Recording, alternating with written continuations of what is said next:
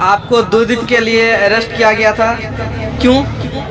देखिए, सरकार की नीति है कि अगर आप रोजगार मांगेंगे तो आपको हवालात में डाल दिया जाएगा, क्योंकि सरकार कभी नहीं चाहती है कि राष्ट्रीय रोजगार लागू हो। 2 दिन के लिए उसको अरेस्ट भी किया गया है, लेकिन अबरार दानिश भाई हिम्मत नहीं आ रहे हैं। अबरार दानिश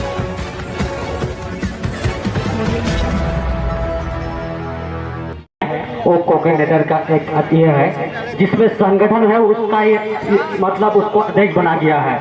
ये बहुत जरूरी है कि ये अबरार दानिश भाई तो दिल्ली से चल के आए हैं। एक तो हमारे वहाँ पे दिल्ली में जो संगठन चल रहा है उसमें अबरार भाई बहुत ही दिन बिताए हैं और उसमें बहुत कमाल किए हैं, जो कि अपने क्षेत्र के लौचा से एक चल करके दिल्ली में जाकर के वो बहुत ही अच्छा दिन बिताया है और वहाँ जाकर के संगठन का लड़ाई लड़ा है और वहाँ जाकर के उसको जबकि उसको 2 दिन के लिए उसको अरेस्ट भी किया गया है। लेकिन अबरार दानिश भाई हिम्मत नहीं आ रहे हैं। अबरार दानिश भाई के जितना ही तारीफ किया जाए कम है, इसलिए कि वह आने का ये मकसद है कि ओपोपर लीडर को मजबूत किया जाए।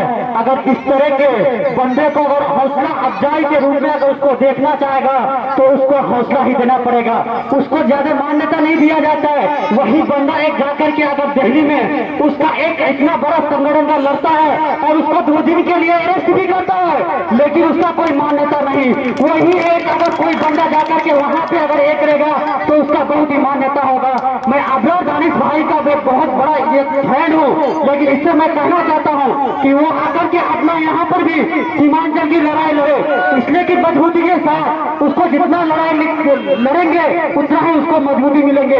इसलिए कि परिंदों को हौसला मिलते ही उड़ान किए है।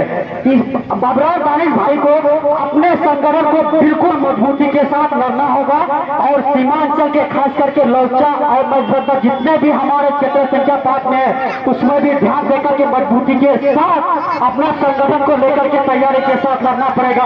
ये कोई मामूली चीज नहीं है भाई, जो दिल्ली में जाकर के इतना एक गवर्नर का अध्यक्ष बनता है और 2 दिन के लिए उसको पुलिस अरेस्ट करता है, ये बहुत बड़ी बात है।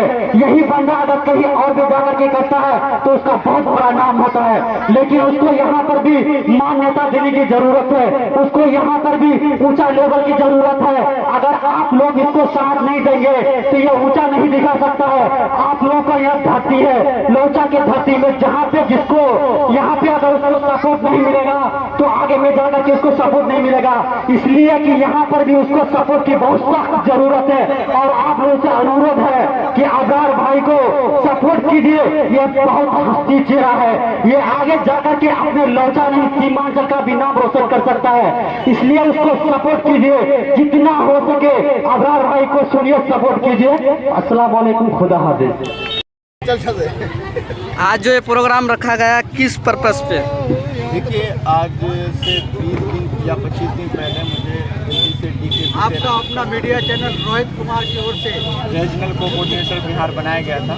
तो हालांकि आना तो उसी वक्त चाहिए था, लेकिन वक्त की कमी के कारण मेरा प्रोग्राम था महाराष्ट्र, मुंबई वगैरह में। उन तमाम प्रोग्रामों को निपटाने के बाद मैं आया, बस अपनी बात को रखा। जो हमारे समाज के अंदर और हमारे बहुत सारे ऐसी चीज़ें हैं जो कि मसलों पर बात नहीं होती है, उन मसलों पर हमने बात किया। और हमारे युवा, नौजवान और तमाम तरह से लोग, जो सियासी लोग भी साथ हैं, क्योंकि जो सच होता है उस सच का साथ हमेशा लोग देते हैं। और आपने जो बताया कि आपको 2 दिन के लिए अरेस्ट किया गया था, क्यों? देखिए, सरकार की नीति है कि अगर आप रोज़गार मांगेंगे तो आपको हवालात में डाल दिया जाएगा, क्योंकि सरकार कभी नहीं चाहती है कि राष्ट्रीय रोज़गार लागू हो। हम ये चाहते हैं कि अपने डीकेबी से कि पूरे देश में राष्ट्रीय रोज़गार लागू हो और हर शख्स को एक रोज़गार मिले, क्योंकि जब रोज़गार होंगे तो हमारे बच्चे पढ़ेंगे, रोज़गार होगा तो हम आगे बढ़ेंगे, हमारी नई नस्ल में कई कामयाबी होगी। तो सरकार चाहती है, सरकार बिना वारंट के मतलब उन लोगों ने गिरफ्तार किया, 2 मरतबा किया।